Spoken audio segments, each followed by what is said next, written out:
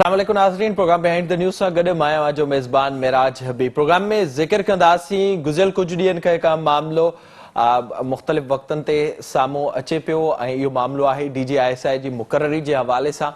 कुझु ॾींहं पहिरियां ई ISPR पारां हिकु प्रेस रिलीज़ जारी कई वई जंहिंमें DGISI जी मुक़ररी जो हवालो वाज़िह तौर ते ॾिनल हो, जॾहिं त हिन वक़्त ताईं बाज़ाब्ता तौर ते को बि नोटिफिकेशन साम्हूं नाहे अची सघियो। अॼु इन ई मामले ते वफ़ाक़ी काबीना जो इजलास थियो जंहिंमें वज़ीर आज़म इमरान ख़ान पारां इहो चयो वियो त पाक फ़ौज ऐं हुकूमत हिक ई पेज ते आहिनि ऐं इन बाबति जेको क़ानूनी तरीक़ेकार आहे उहो इख़्तियार कयो वेंदो। इन सॼे मामले ते फवाद चौधरी जो छा चवणो अचो थो, सभ खां पहिरियों ॾिसो। फवाद चौधरी जी ॻाल्हि ॿोल ॿुधी वाज़िह तौर ते हुकूमत इन मामले ते बि हिन वक़्तु कंफ्यूजन जो शिकार नज़र अचे पई। गुज़िरियल भेरे बि जॾहिं आर्मी चीफ जे मुद्दे में वाद वारो मामिलो हो, एक्सटेंशन वारो मामिलो हो, त उन वक़्तु बि अहिड़ा ई मामला साम्हूं आया ऐं नेठि पोइ सुप्रीम कोर्ट इन मामले ते हुकूमत खे इहो ॿुधायो त कहिड़ो तरीक़ेकार थी सघे थो ऐं कहिड़ो तरीक़ेकार इख़्तियार करे सघिजे थो। हिन में रहनुमाई वाज़िह तौर ते कई वई। सॼे मामले ते पाण प्रोग्राम में ॻाल्हाईंदासीं। हिन वक़्तु असांखे वीडियो लिंक ज़रिए जॉइन कयो आहे सीनियर सहाफ़ी ऐं तजनिगार सिद्दीक़ साजिद साहब। सर अस्सलाम वालेकुम।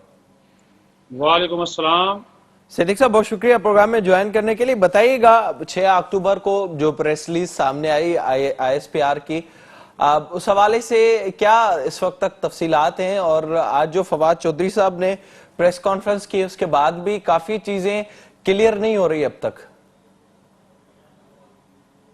जो है वो हर अच्छा काम भी इंतहाई बुरे तरीके से करती है और इस अहम तरीन और हसास तरीन मामले को भी इन्होंने बहुत मिस हैंडल किया, हुकूमत ने मिस हैंडल किया। देखिए, ये बात DGISI की तकर्री के हवाले से army chief general Qamar Javed Bajwa वज़ीर आज़म इमरान खान से बहुत पहले डिस्कस कर चुके थे और उनको बता दिया था कि ये उन्होंने कोर उनकी जो है वो कमांड करना बहुत ज़रूरी है, क्योंकि वो आर्मी चीफ की जो दौड़ है उसमें वो शामिल होंगे। तो लिहाजा उनको अब हमें जो है वो लगा देना चाहिए। ये बात वो फरवरी मार्च में कर रहे थे, तो उस वक्त वज़ीर आज़म ने कहा कि नहीं, अभी उनको थोड़ा सा सेनेट का इंतखाब आ गया, फिर ज़िमनी इंतखाब आ गए, फिर कुछ ऐसे इशूज़ अफ़गानिस्तान के आ गए, ख़ास तौर पर ये जो तालिबान अफ़गान तालिबान अमेरिका के दरमियान इनखला के हवाले से जो मुज़ाकरात में सहूलतकारी का अहम काम किया था, वो मामला आ गए। ये बात बिल्कुल गलत है मिराज साहब कि वज़ीर आज़म को पता नहीं था, और ये आर्मी चीफ उनको बताते रहे थे कि अक्टूबर में बहुत से जनरलों ने रिटायर होना है, नई तकर्रियाँ होनी हैं और जिम्मेदारी के साथ ये सारा काम, फिर मेरिट, शफाफियत, सीनियरिटी, बहुत से इश्यूज होते हैं। फौज का आपको पता है एक तरीकाकार है, उस तरीकाकार के तहत ये तकर्रियाँ की जाती है। ऐसा नहीं होता, लेकिन मुझे समझ नहीं आती कि ऐसे हसास मामलात के ऊपर भी इंतहाई गलत अंदाज में चीज़ों को डील करना। आपको याद होगा मिराज साहब, जब army chief general Qamar Javed Bajwa की खुद तोसी का मामला था, मुद्दे मुलाजमत में तोसी का मामला था, तो सुप्रीम कोर्ट में वो जो नोटिफिकेशन पेश किए गए थे उसके ऊपर कितने एतराज़ात उठे थे। वो किसका कसूर था? वो इस हुकूमत का कसूर था। फिर जाकर वो पार्लियामेंट के जरिए उस बिल को हल करना पड़ा। वो तो ये शुक्र अदा करें कि उस वक्त की जो अदालत उज़्मा थी उन्होंने इनकी रहनुमाई की कि भाई इस नोटिफिकेशन को इस तरह नहीं, इस तरह बनाए। उसकी कुछ जिम्मेदारी नहीं ले रहा था।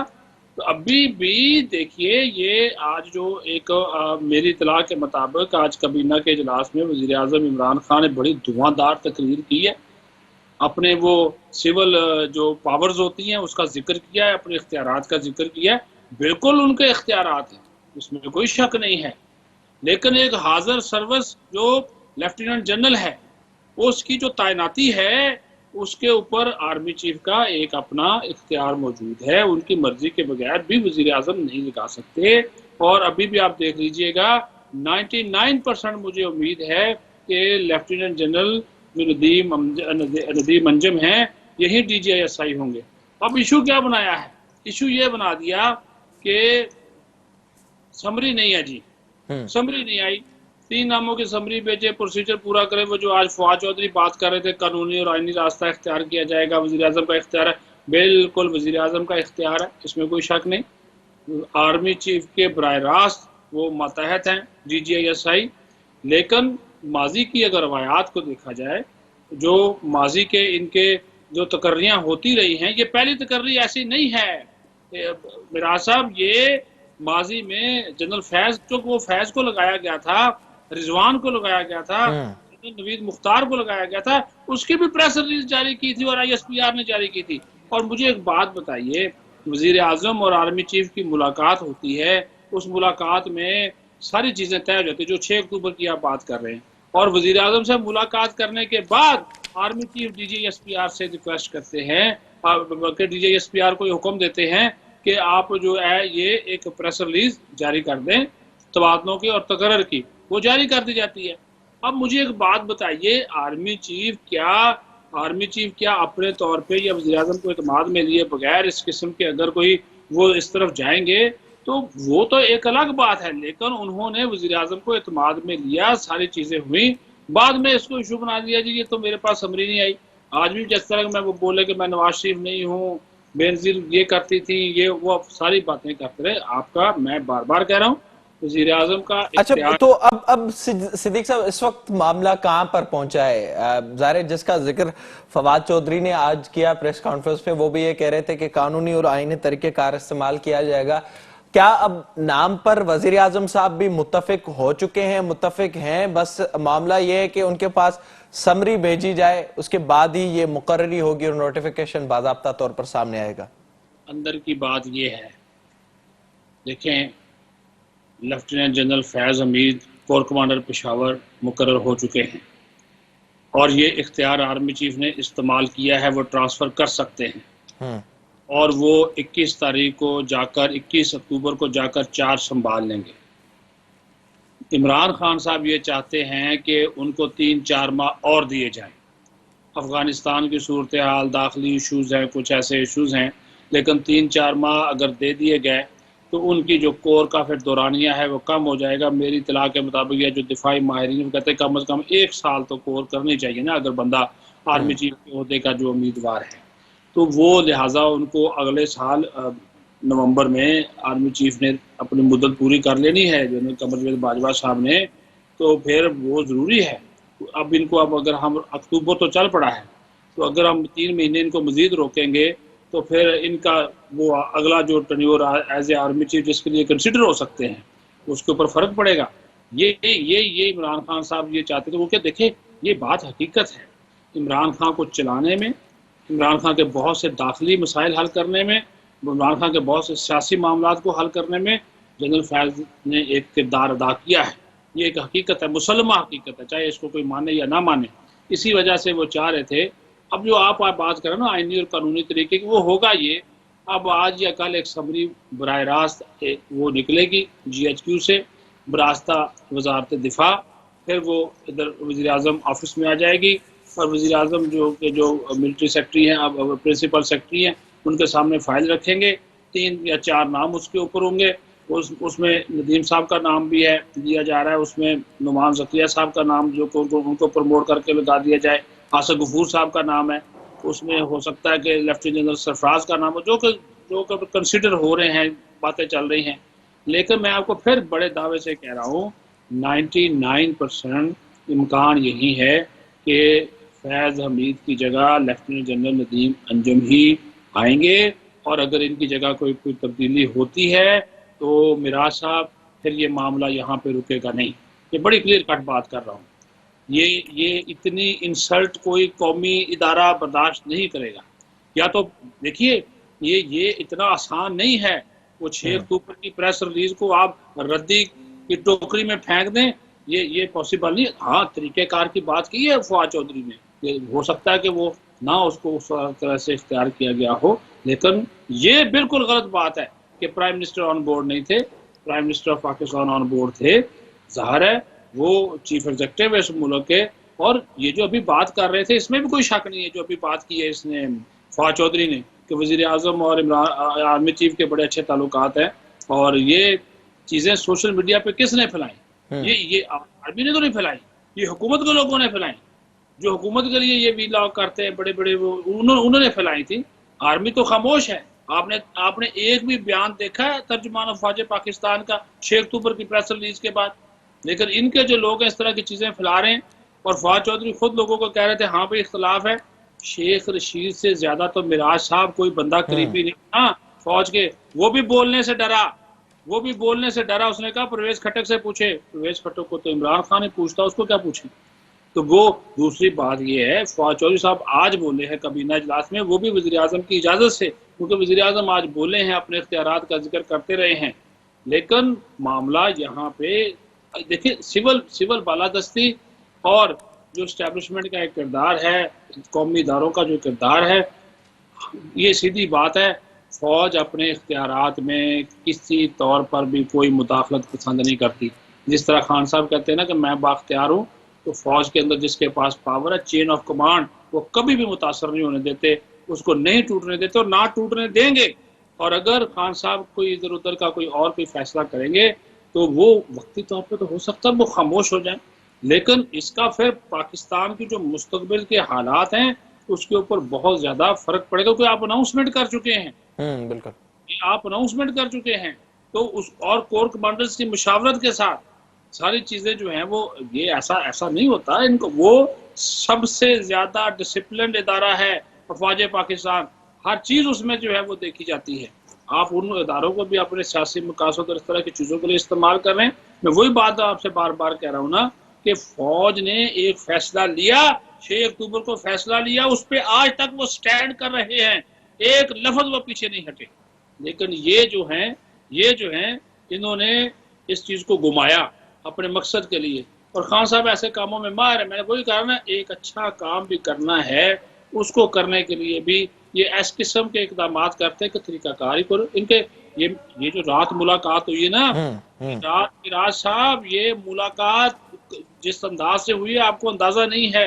ये 2 से 3 घंटे मुलाकात हुई, पहले 3 से 4 वजीर जाकर मिले, आर्मी चीफ साहब से मिले, उनसे जाकर कहा बातों को, बीच में रास्ता निकाला गया, फिर वो यहाँ पर आए। तो ये कंफ्यूजन किसने पैदा की? ये कंफ्यूजन की, इसको पैदा करने की जिम्मेदार भी ये हुकूमत है, फौज पाकिस्तान नहीं है। वही मैं बात कर आपने जो कि हवाला दिया उस प्रेस रिलीज का, उस प्रेस रिलीज तक आप महदूद रहें तो हर चीज वाजे है। और 15 अक्टूबर से चार्ज लेने का सिलसिला शुरू हो जाएगा। पहले नुमान साहब चार्ज लेंगे, फिर 19 को कराची में, उसके बाद 21 को चले जाएंगे जो फैज अमीर साहब है पेशावर में, और 25 को चार्ज लेना है इन्होंने, लेफ्टिनेंट जनरल नदीम ने, अगर ये ISI के चीफ मुकर्रर हो गए। इमरान खान साहब ये चाहते हैं, अब अगर ये आज या कल नोटिफिकेशन ना आया तो खान साहब ये चाहते हैं कि 2-4 और जो मीटिंग्स हों उसमें ये बैठ जाएं। फैज़ अमीर अफगानिस्तान के हवाले से, नेशनल सिक्योरिटी इशूज़ के हवाले से, उस पर तो कोई इतराज़ नहीं है, लेकिन मेरे जो ज़राए हैं उनका ये कहना है कि आज रात तक नोटिफिकेशन हो जाएगा, नहीं तो कल तक नोटिफिकेशन जो है वो आ जाएगा। अब ये 6 अक्टूबर वाला फैसले के मुताबिक ही नोटिफिकेशन होता है, या खान साहब कोई और कारनामा सर अंजाम देते हैं, तो अगर वो किसी और तरफ निकलते हैं तो फिर ये जो एक पेज था ना, ये सेम पेज नहीं रहेगा, फिर कई पेजों में तकसीम हो जाएगा।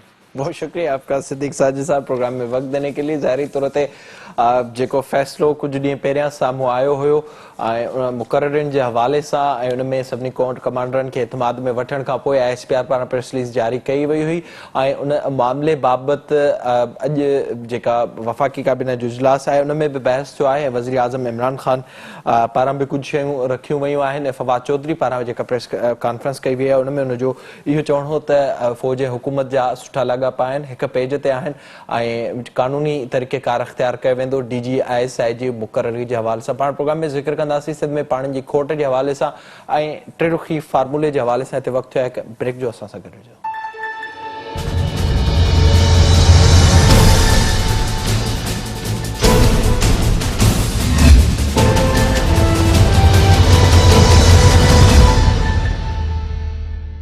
प्रोग्राम में एक बार ॿीहर भलीकार हिन हिसे में पाण ज़िक्र कंदासीं पाणी जे हवाले सां। पाणी जी खोट जो मामलो गुज़िरियल केतिरे ॾींहनि खां असांखे नज़र अचे थो। सिंध हुकूमत उन ते मुसलसिल एहतजाज बि करे पई। काल्ह वरी वज़ीर सईद मुराद अली शाह जी मुलाक़ात पिणु थी आहे पाणी मामलनि बाबति वफ़ाक़ी वज़ीर सां ऐं उन में वाज़िह तौर ते टिरुखी फार्मूले खे रद्द कयो वियो आहे। 91 वारे ठाह तहत जेके उनजी ख़िलाफ़ वर्जियूं थियनि पियूं उन बाबति बि काल्ह बाज़ाब्ता तौर ते आगाही ॾिनी वई आहे। पाण जे प्रोग्राम में ज़िक्र कंदासीं 91 वारे ठाह बाबति उन ते अमल दरामद न थियण जा कारण कहिड़ा आहिनि ऐं छा 91 वारे ठाह खे बि हिन वक़्तु रीविज़िट करण जी ज़रूरत आहे या नाहे।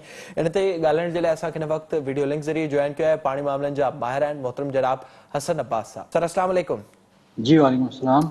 हसन साहब, बहुत शुक्रिया आपका प्रोग्राम में वक्त देने के लिए। बताइएगा, ज़ाहिर है जो इस वक्त मामलात मजमूई तौर पर हमारे सामने आ रहे हैं, एक तरफ हम देख रहे हैं कि डिस्ट्रीब्यूशन के मामले पर सिंध को एतराज रहा है, और इस साल तो हमने मुसलसल देखा है पूरे सिंध में एहतजाजों का एक सिलसिला हुआ, मुसलसल इस पर एक कैंपेनिंग की गई सिंध हुकूमत की जानिब से। अब ये मामला सामने आ रहा है कि 91 अकार्ड पर भी अमल नहीं हो रहा वफाकी हुकूमत की तरफ से। आप किस तरह से देखते हैं 91 अकार्ड को, और आप क्या समझते हैं कि उस पर अमल दरामद ना होने की वजह कौन सी है? देखिए जी, 91 अकॉर्ड जो है आपका, वो तो बेस करता है आपके मेरे ख्याल में 77 से 82 के जो एवरेज फ्लोज हैं उनके ऊपर। और उसके बाद 82 बल्कि 1981 में इंडिया ने रावी के ऊपर अपना जो है वो 3 डैम किया था, जिसकी लेक भरनी शुरू हो गई थी 1990s में, और 2001 से ये डैम फुली ऑपरेशनल है। तो जिस वक्त ये अकॉर्ड साइन हुई है और जिस वक्त एवरेज फ्लोज जो इसके बीच में लिए गए हैं, वो तो उस टाइम के हैं जब ये 3 डैम नहीं था, और उस वक्त जो रावी का एक्स्ट्रा पानी है इंडिया उसको नहीं रोक सकता था, और वो सीधा सीधा रावी के थ्रू आ जाता था और वो हमारे सिस्टम में शामिल होता था। लेकिन डैम के बनने के बाद, उसकी लेक के भरने के बाद, वो पानी जो पहले दरिया सिंध में पाकिस्तान में आ रहा था वो कम हो गया। अब जहाँ ये सबसे बड़ा जो है धचका लगा उस फार्मूले को जिसके हिसाब से हमने अपनी वाटर डिस्ट्रीब्यूशन जो है वो तय की हुई थी। यानी अब आपके सिस्टम ही पानी कम हो गया। अब हमने तो भारत को इजाज़त दे दी थी 1960 में कि वो ये वाला डैम बना ले। उनको शुरू करते करते 1980 आ गया, फिर 81 में काम शुरू हुआ, फिर 90 में आके इसकी लेक भरनी शुरू हो गई, हमारे पास पानी की कमी होनी शुरू हो गई, और 2001 से वहाँ से पानी नहीं आ रहा। ये एक वजह है कि अकॉर्ड में जो फार्मूला दिया गया है उसके हिसाब से उतना पानी अब आपके सिस्टम में नहीं है जो अकॉर्ड के टाइम के ऊपर या अकॉर्ड के फार्मूले के बीच में लिखा गया है। और इसकी वजह कोई मौसमी तब्दीली या कोई ऐसी बात नहीं है, ये सीधी सीधी हमारे इंडस वाटर ट्रीटी का ही एक आप यूँ कह लें कि आउटकम है, जिसको अकॉर्ड लिखते हुए कंसिडर नहीं किया गया। हमें पता था कि इंडिया ने डैम बनाना है, और ये पानी जो अभी हमें मिल रहा है क्योंकि इंडिया इसको नहीं रोक सकता, तो ये पानी तो कम हो जाएगा। तो इसलिए वो फार्मूले में ही वो अजम्पशंस जो हैं वो फिर गलत हो जाती हैं। अच्छा, फिर ये जो रावी में पानी आता था ये सारे का सारा पंजाब के बैराजेस को मिल जाता था, पंजाब के इरीगेशन सिस्टम में आता था।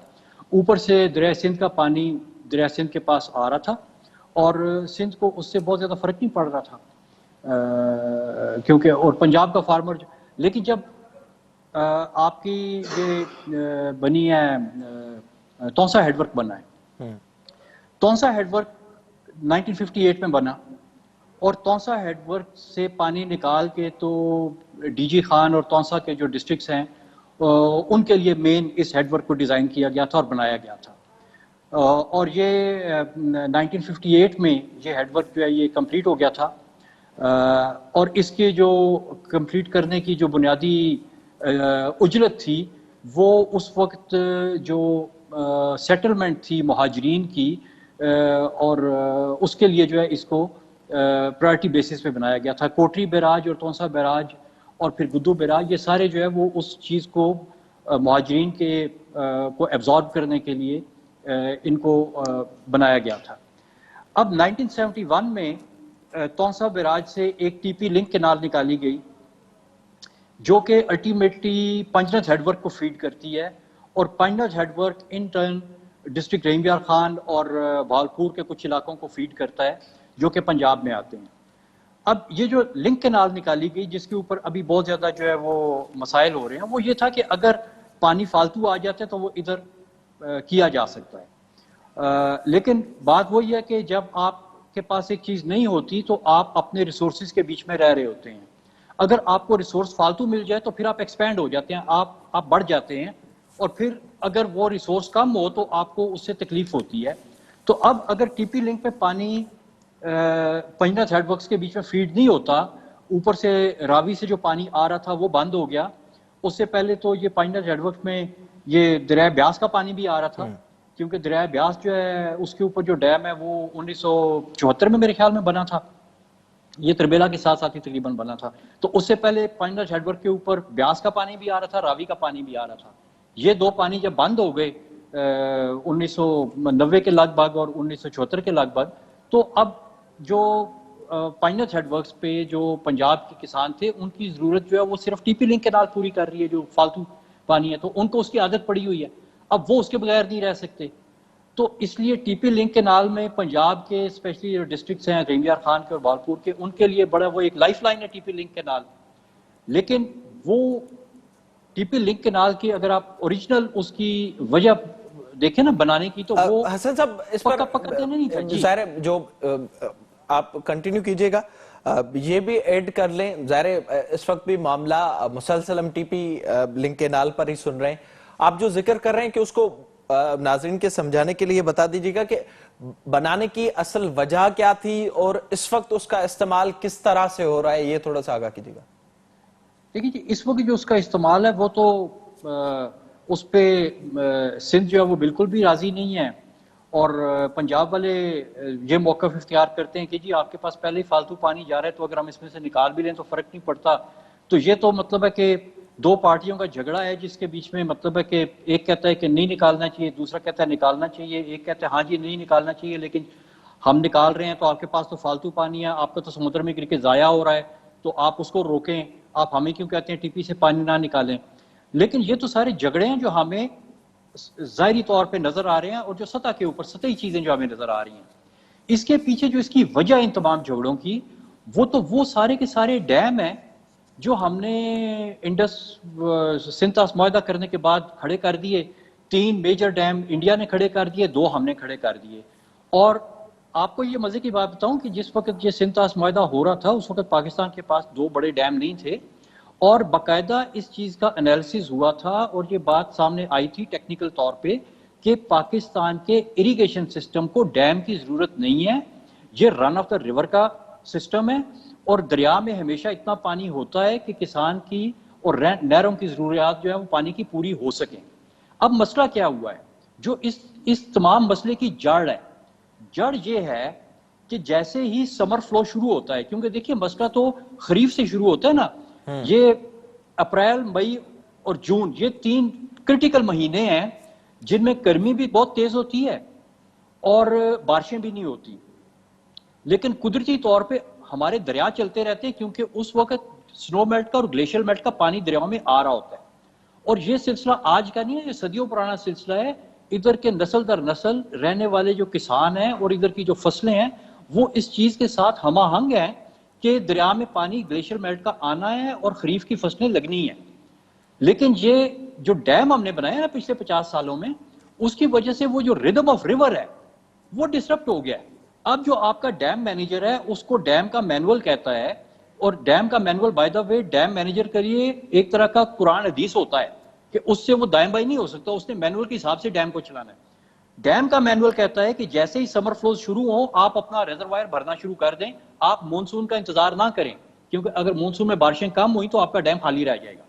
तो इसलिए वो क्या करते हैं, वो ऊपर से समर फ्लोज को रोकना शुरू कर देते हैं। जाहिर है ये वही टाइम है जिस पे पंजाब के किसान को भी और सिंध के किसान को भी दोनों को पानी की शदीद जरूरत है, क्योंकि उसने अपनी समर क्रॉप्स लगानी है, खरीफ की फसल उसने लगानी है, तो दोनों जगहों पे पानी की डिमांड ज्यादा है। अब उधर वो डैम मैनेजर ने एक आर्टिफिशियल डिमांड क्रिएट की है कि मैंने अपने रिजर्वायर भरना है, तो वो जो एक आर्टिफिशियल डिमांड क्रिएट हुई है जिसमें तकरीबन 5 से 8 MF पानी तकरीबन डैम रोक लेता है। इन दिनों में 2 डैम है आपके, वो ये पानी रोक लेते हैं, और वो ये पानी रुकने के बाद यही जो झगड़ा है टोटल वो 2, 3, 4 MF से ज्यादा का नहीं है। और ये 2, 3, 4 MF जो डैम रोक लेते हैं आपके, वो मानसून का इंतजार नहीं करते क्योंकि उनका डैम मैनुअल उनको इजाजत नहीं देता। तो असल झगड़े की वजह तो ये है, इसमें इरसा क्या करे, सिंध हुकूमत क्या करे, डिपार्टमेंट ऑफ इरिगेशन क्या करे, पंजाब हुकूमत क्या करे, वो तो पीछे सारे के सारे जो वो डैम के जो है वो गुलाम है, क्योंकि dam gets priority, dam federal government control कर रही है, डैम तो ना सिंध कंट्रोल कर रहा है ना पंजाब कंट्रोल कर रहा है। सर इस पर आपकी राय जानूंगा। थोड़ा सा ये भी आगाह कीजिएगा, जो आपने जिक्र किया टीपी के हवाले से, जो उसको खोलने के वक्त ये तासुर एक मुसलसल दिया जाता है और ये हम बार बार सुनते हैं वफाकी हुकूमत की तरफ से भी, इरसा की तरफ से भी, कि कोटड़ी डाउन स्ट्रीम में पानी जाया हो रहा है जो समंदर में हालांकि जा रहा है। इस हवाले से आप बताइएगा। हालांकि यहाँ पर अगर सूरत हाल देखी जाए, अब तो सिंध बैराज बनाने का भी एक प्लान बनाया जा रहा है और उस पर भी तेजी से काम हो रहा है, स्टडी मुकम्मल हो गई है उसकी। तो ये कितना जरूरी है डाउन स्ट्रीम में पानी छोड़ना, ताकि उसको रोका ना जाए, जो पीछे से हम पहले देखते हैं कि उसको रोक लिया जाता है।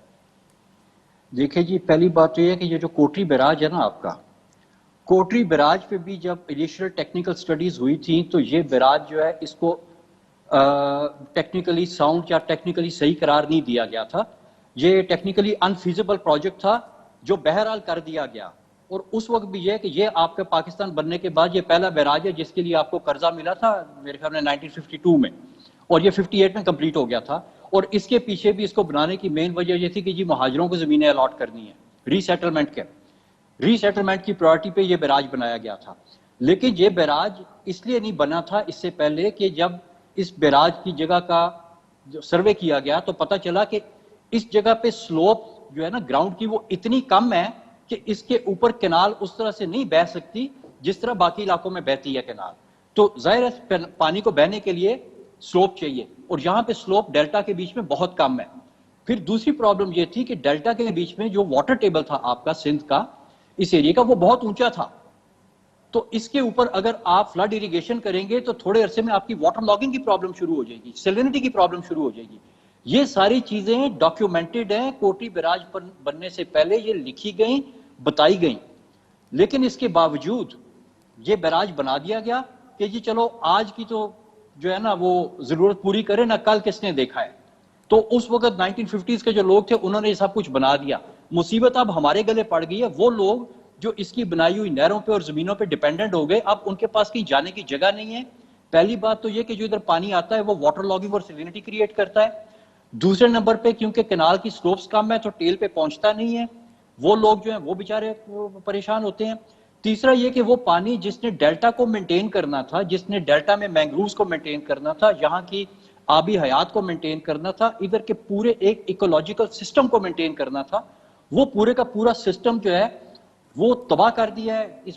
इस बैराज की वजह से तबाह हो गया। और ऊपर जो डैम्स बने हैं और जो ऊपर डाइवर्जन हुई हैं जिनका सिलसिला 1850 से शुरू हुआ था, वो सब कुछ मिला के आज सबको इस बात का पता है, टेक्निकली हर टेक्निकल फोरम इस बात को मानता है कि इंडस डेल्टा की तबाही ऊपर के इरिगेशन सिस्टम और डैम्स की वजह से हुई है। लेकिन शायद पॉलिटिकली हम इस चीज को तस्लीम नहीं कर सकते क्योंकि पॉलिटिक्स जो है वो उसको साइंस फेवर नहीं करती। तो इसलिए अब हम बजाय के इन नए अपने इरिगेशन सिस्टम्स लेके आए, हम उसी पुराने 200 साल पुराने सिस्टम को हम दोबारा चलाने की कोशिश कर रहे हैं। लेकिन जब एक चीज पुरानी हो जाती है ना तो फिर आपने उसको रिप्लेस करना होता है नई टेक्नोलॉजी के साथ। आप ये 200 साल पुरानी टेक्नोलॉजी जो है ना, इससे आप कितना आगे चल सकते थे? आपने जो फायदा इससे लेना था ले लिया, अब आप सिर्फ और सिर्फ इससे नुकसान उठा सकते हैं। जितना ये फायदा नहीं देते उतना इनसे नुकसान हो जाता है। जी अच्छा हसन साहब, आखिर में थोड़ा सा इस पर भी बताइएगा। ज़ाहिर एक तो हमने एक पूरी कैंपेन देखी हुकूमत की तरफ से नए डैम बनाने के लिए, और एक ये भी तासुर देने की कोशिश की गई कि पानी को बचाना है, बहने नहीं देना, जो आप इस वक्त बात कर रहे हैं। तो ये बात क्यों समझ में नहीं आती जो वफाक में बैठी हुई हुकूमतें हैं या जो स्टेक होल्डर्स हैं कि जो डैम भरे जाते हैं और जो इस वक्त मौजूद हैं उसकी वजह से हमारी जो ज़मीनें हैं उनको नुकसान होता है। फिर हम देखते हैं जो ज़रूरत है वक्त के मौजूद पानी नहीं पहुंचता, और फिर बाद में हम देखते हैं कि सूबों में आपस में हर साल तकरीबन हमें ये सूरत हाल नज़र आती है, और सिंध को ख़ास तौर पर इसकी शिकायत मुसलसल रहती है। तो इस चीज़ का इस वक्त तक क्यों इंतज़ार किया जा रहा है कि कम से कम इन चीज़ों को ठीक किया जाए, या इस हवाले से कोई स्ट्रेटजी बनाई जाए, वो क्यों नहीं नज़र आ रहा है इस वक्त? देखिए जी, हुकूमत की अपनी प्रायोरिटीज़ हैं, उसके अपने मसाइल हैं और उनकी अपनी सोच है और उनके अपने एक्सपर्ट्स हैं। अभी मसलन आप देखें कि बहुत से जो टॉप की अपॉइंटमेंट्स हैं उसके ऊपर ऐसे लोग बैठे हुए हैं वाटर सेक्टर में जिन्होंने जिंदगी में कभी पानी पे काम नहीं किया, ना उनकी कोई क्वालिफिकेशन है पानी से रिलेटेड, लेकिन वो टॉप इदारों के हेड बन के बैठे हुए हैं। तो जब इस किस्म के लोग टेक्निकल चीज़ों को संभालेंगे तो उनको नहीं पता होगा कि हमें जो मशवरा कोई दे रहा है, कोई बाहर का बंदा मशवरा दे रहा है, कोई ठेकेदार उनको मशवरा दे रहा है, तो वो मशवरा जो टेक्निकली साउंड है भी कि नहीं। तो इसलिए जब आप टॉप के ऊपर किसी ऐसे बंदे को बिठा देते हैं ना जिसका खुद टेक्निकल नॉलेज नहीं होता उस बारे में, तो उसको फिर वो लोग ट्रोल करते हैं जो इन्फ्लुएंशियल होते हैं और जो अपना फायदा निकालने की कोशिश करते हैं। किसी मालियाती इदारे के लोग आ जाएंगे उनके पास, वो कहेंगे यार ऐसे ऐसे ऐसे कर दो और इतना कर्जा ले लो और उसके बाद में इतना करके हमें वापस कर दो। वो मालियाती इदारे का फायदा हो गया। उधर से ठेकेदार बैठे हुए हैं, सीमेंट बजरी कंक्रीट के माहिरीन, वो कहते हैं यार इधर इतनी कंक्रीट पोर कर दो, डेल्टा बैराज में कंक्रीट पोर कर दो, गिलगित बल्तिस्तान में कंक्रीट पोर कर दो, तो तुम्हारे मसाइल हल हो जाएंगे। और जो डिसीजन मेकर है उसके पास टेक्निकल नो हाउ है ही नहीं है। तो मसला तो ये है हमारा, बात इनको समझ कैसे आए। मतलब है कि अगर एक बंदा, उसने फर्ज करें कि डॉक्टरेट किया हुआ है, डॉक्टर है वो, ठीक है, तो उसको किसी बंदे के सामने वो जाएगा तो उसकी बीमारी समझ आएगी। लेकिन एक बंदा जो इंजीनियर है उसके सामने आके कोई बीमारी बयान कर भी दे तो वो इंजीनियर उसकी बीमारी का हल नहीं कर सकता क्योंकि वो राइट टेक्निकल एक्सपर्ट नहीं है। तो आपके इस वक्त ये सबसे बड़ा मसला है। फिर देखिए, आप वो नए डैम बनाने की बात कर रहे हैं। सिंध पंजाब का जो झगड़ा है, बेसिकली हर साल ये गर्मियों के शुरू में अप्रैल मई जून में इनका झगड़ा होता है, हर साल होता है, कोई आज से नहीं हो रहा। क्यों होता है? क्योंकि ऊपर डैम पानी रोक लेता है। आप उधर कह रहे हैं मैं एक और डैम बनाऊंगा, तो अब पहले 2 डैम पानी रोकते थे, अब 3 रोकेंगे, तो ये मसला तो और ज्यादा गंभीर होगा। पहले तकरीबन जो है वो गर्मियों में 4 MF पानी रोकते थे, अब वो इतना बड़ा डैम बन रहा है, वो 4 MF उसमें और रुकेगा, 8 MF पानी रुकेगा। अभी जो मसला है सिंध पंजाब का, देखिए अगर आप स्टेटमेंट्स देखें ना तो झगड़ा 2 MF से ज्यादा का नहीं है कि जी 2 MF पंजाब ने रख लिया या 2 MF सिंध को मिल गया, इससे ज्यादा का झगड़ा नहीं है। तो अभी ये 2 डैमों की वजह से हो रहा है। उसके बाद में तीसरा बनेगा, ये झगड़ा जो है 2 MF से उठ के तो 6 MF पे चला जाएगा।